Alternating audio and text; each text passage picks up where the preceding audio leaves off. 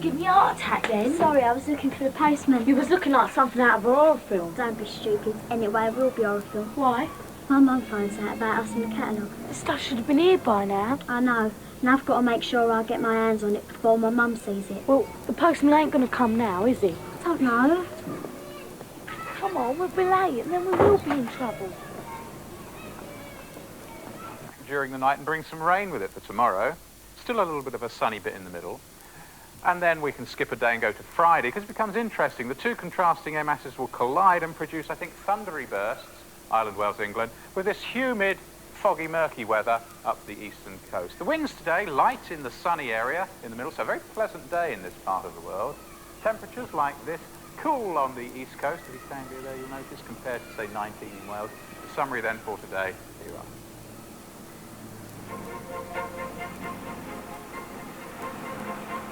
I wish you never got me to send off all that stuff now. Well, it was your idea in the first place, not mine.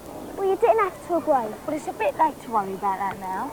I think I'd better go home lunchtime in case there's been a morning delivery. What do you think? Are you listening?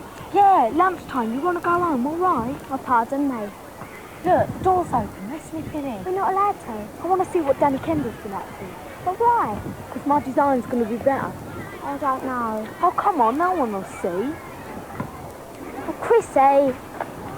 Come on. The idea of self-defence, Bruce, then? Well, me and Nardo would not go for that as the first and obvious solution. Our view is that violence arises because of the jobs people do and the circumstances in which they're asked to do them. Very limited responsibility on the individual to both identify when they're at risk from violence and to resolve it. And we would argue that that is wrong.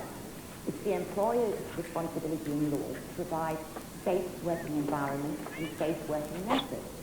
If you lay all the responsibility on the individual, then you're going back to the into arguing that violence arises because individuals are in the hospital. Terry, I know you're there. I'm not budging till you open the door. I know you're there. I can hear the television. I'm going to wait here until you come out.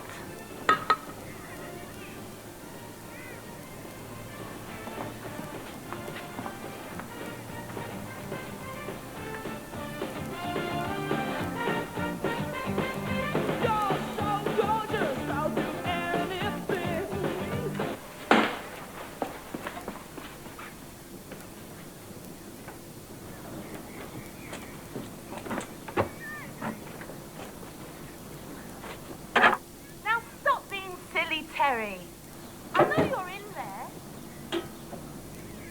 What do you think of that? Nice. Not as good as Danny Kendall's, though. Yes, it is. Better. He's bound to win the competition. No, he's not. Stupid. This one's nice. What's this bit here? It's a tree. I know, I was only joking. It's really nice. I see Kendall's been trying out his work. That's not fair. Ain't nothing in the rules against it. They're good, aren't they? Yours are just as good. Anyway, he's older, isn't he? I think it's going to be really close. Either you or him wins. You'll see. What happened?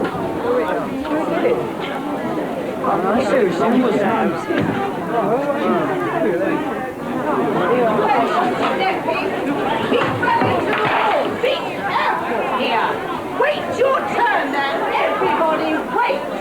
All right, everybody coming this way. Come along now, not that way, this way. Come on, careful. Thank you, Robert. Take it steady. No, push, stop pushing.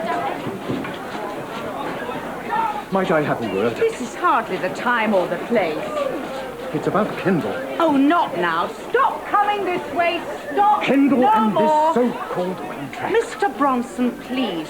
Wait your turn, you boys. Everybody wait. I have All given right, everybody going this way. Come along. I have given it a great deal of thought, and I am bound to say that I find this special treatment of the pupil quite unacceptable. Danny is a difficult case. Gaynor! You are making him a special case of favoritism. I don't want him driven out of the school. Will you girls please act your age? And I really do think that I should have been consulted. Oh? as deputy headmaster, I am responsible for the good discipline of all pupils. Yes, that's true. Don't push. Well, in that case, perhaps you'd like to do something about this lot. Wait, everybody! Mr. Bronson's taking over. Excuse me. Wait, Trevor. Yeah, what would you want? I hear the painting white lines down the middle of the corridor. What for? So you can practice walking straight. Oh, excuse me, I'll laugh my head off. Be an improvement. Here, Cleaver. What? Do you want this money or don't you? Oh, yeah, of course. Oh, what an idiot. Don't listen to him. What's this horse called? Lucky Shark. Oh, what a stupid name. See, all horses have got stupid names. £2, right? Oh, God. Come on, write it down. I want to see me name there. All right. Yes. So how much will I get back then? Well, it depends what odds I get lunchtime. If I get say 5 to 1, you'll get a cock and hen. A tenner? No, hang on. What about his £2 stake money? He's got to get that back, hasn't he? No, I'll keep that. What for? Oh, my commission. I'm taking a big risk, you know. True, you know, yeah. So, how much you got in bet so far then, Trev? Well, including your £2. Ooh. The big 2-8, £28. And you got to pay that back if it loses, are you? Won't lose. But if it wins, you lot will make over £100. Oh, if it wins, yeah. Vince ain't been wrong yet. Look, Trevor, he's had a bit of luck. He's a little bit fluky, that's all. Over £100, Rob. Or you got to find £20, Trev. Hey, Trev. Look, don't worry. At 2 o'clock this afternoon, Lucky Shark is going to make a lot of people very, very happy. Yeah, the bookies. Kendall! Yeah?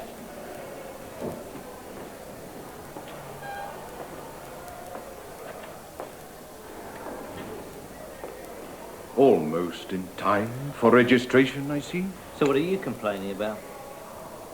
I understand you have had an interesting conversation with Mrs McCluskey. Maybe. Some teachers are worth talking to. You should be listening, not talking. We've worked out a contract. Contract? Which I'm prepared to stick to. The rules are what you should stick to, boy. The same rules for everyone. Not everyone's the same. School is not a restaurant where you may pick and choose from a menu. No. And just stuff it down your throat till you're sick of it. You should I be... agreed with Mrs McCluskey I wouldn't be late. So if you'll excuse me, sir. You have not defeated me, Kendall. What you say doesn't matter anymore. I'm not sure this is a good idea, Miss Booth. Oh, I think it is, Mr. Griffiths. Right. Right, ready, N2? Yeah. You're sure this isn't going to hurt? Of course it isn't. All we want is your outline. Mr. Robson posed for us yesterday and he survived. Oh, well, I mean, he's a much younger man than I am. Oh, I'm sure you'll do very well, Mr. Griffiths.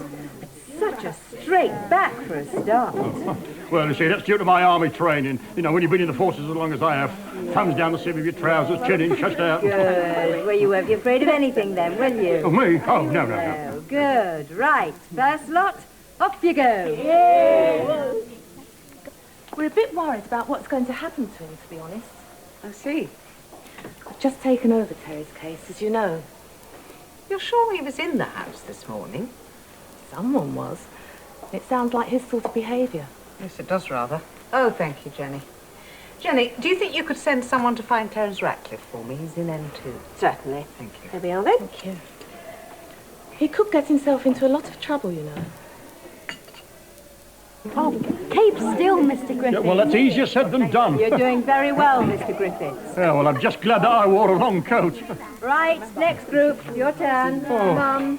Oh, no, don't move, Mr. Griffiths. Oh. Remember, it's all in the cause of art. You got a Ratcliffe here, miss? That's me. Who wants to know, Danny? McCluskey wants to see him. Oh, no. Mrs. McCluskey. Yeah. Her as well. Can I borrow this? I was enjoying that. Where are you? Go on, Terry, hurry up. Look, don't let him come near me. You ought to spray him round with this. Like the police do, dead bodies. I'm warning you. What do you want it for, Danny? This afternoon. I'm doing some work in the pool. All right, but go away now, please. Charming. Everything all right, Mr. Griffiths? Oh, wonderful. You were in there, weren't you? No, I'd already left for school. What about the television? The volume doesn't go up and down by itself. Maybe it was the next door's television. Sometimes they have it so loud you can hardly hear yourself think. Well, at least I've made contact with you at last. Expect we'll be seeing a lot more of each other. What happened to David? Who? My last social worker. He's moved on. He was all right, he was. Exhausted, I shouldn't wonder. Trying to look after you. I can look after myself. Can you? Yeah? Look at yourself, Terry. Seen worse. Not outside a zoo, though. That shirt doesn't look as if it's been washed for weeks. It's only yesterday's. Or the day before's. What did Dad think of your shirt? Not a lot, he doesn't keep up with fashion. About how clean it is, I mean. Are you happy you coming to school like that? He is there now, isn't he, Terry? Yeah. Where was he this morning? He had to go out early about a job. David said he was always popping out. Now and then. It's a bit more than that, isn't it? No. Look, do you want him to get a job or not? I want him to look after you too. Stop getting at him. All right, Terry. I think we'd better leave it there. When can I see your father? Tonight, any time. All right. You will be there, won't you, Terry? Yeah? And you will do something about your shirt and things generally. Be unpleasant if people didn't want to sit next to you, wouldn't it?